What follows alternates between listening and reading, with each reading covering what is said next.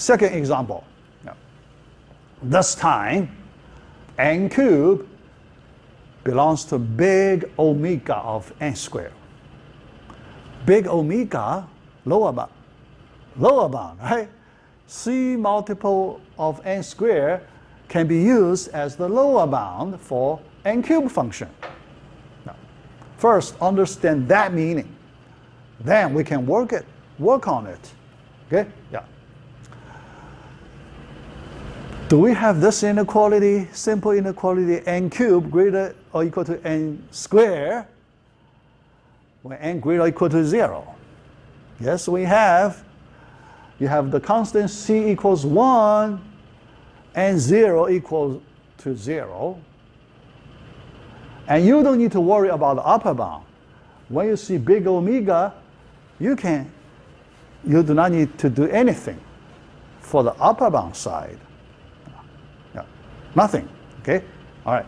Yeah. Only 1/2 of the work for the big theta case. Yeah, 1/2 of the work.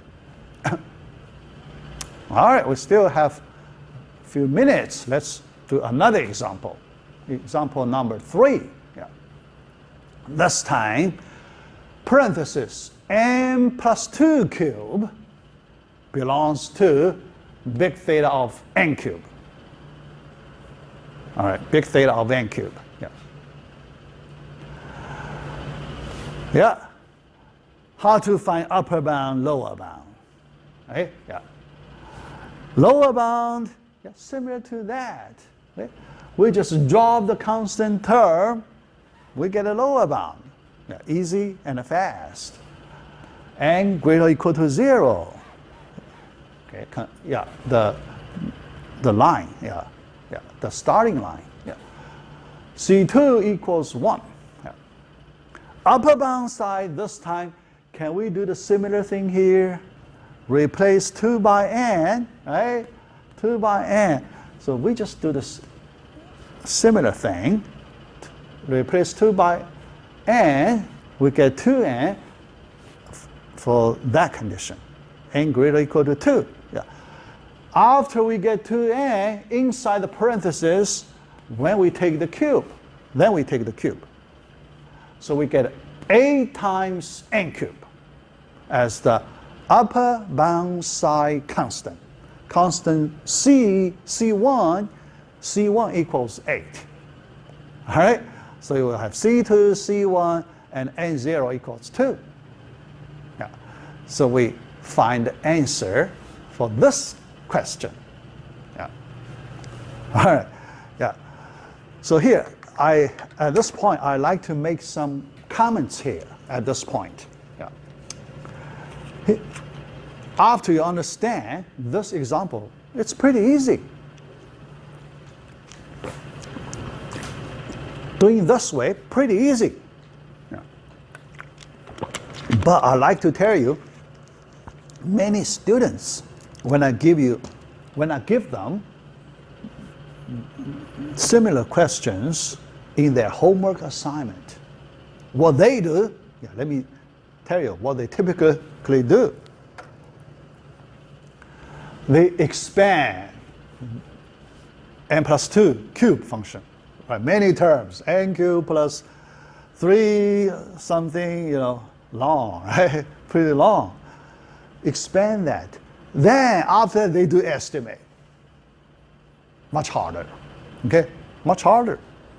Because a lot of work, okay? Many terms, many coefficients when you want to do estimate. Yeah, okay? Although it's not wrong, but very messy. Very messy, yeah. So after you learn this method, not messy, right? Not messy. Simple, fast, neat, yeah, yeah. So I recommend this way. Not the expansion way, okay? Expansion way. Expansion, because in my homework, I give the exponent number to 5. N plus 2 raised to the 5th power. When you do expansion, how hard it is. Think about that.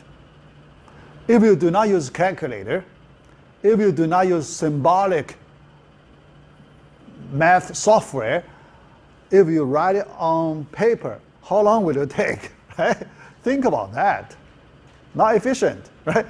But here we don't do the expansion, right? We don't do the expansion here. Yeah. Yeah. So you can see a good method, bad method, the difference is big. At least when you work on your homework questions, you can save a lot of time. They may spend hours to do that kind of work, right? When they do that kind of calculation, they may spend hours. Because after the expansion, how to go to the next step, it's still very hard. Think about that. After the expansion, lower bound easy. You just take the first term, that's lower bound.